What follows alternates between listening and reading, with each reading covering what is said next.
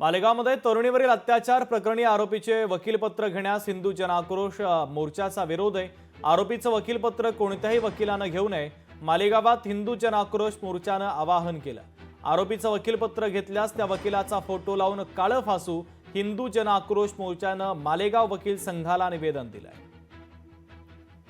काल परवाच मालेगावला संपूर्ण महाराष्ट्राला काळीमा फासणारी जी घटना घडली, 16 वर्षाच्या अल्पवयीन मुलीवरती जो बलात्कार झाला, यासाठी आम्ही वकील संघाला हे निवेदन दिलंय की मानवतेच्या रक्षणासाठी, आपल्या आया बहिणींच्या रक्षणासाठी शिवछत्रपतींच्या शिकवणीला जागर ठेवून त्या नालायक जो आरोपी आहे त्याला कोणीही वकीलपत्र देऊ नये। या संदर्भातलं जर वकीलपत्र घेण्याची जर कोणी हिम्मत करत असेल तर त्यालाही आमचं या माध्यमातून सांगणं आहे की त्याचे भर चौकामध्ये पोस्टर लावून त्याचं तोंड उघडं या समाजासमोर करण्याचं काम आम्ही इथे करू। लोकशाही मराठी ऐका, पहा, जागरूक रहा।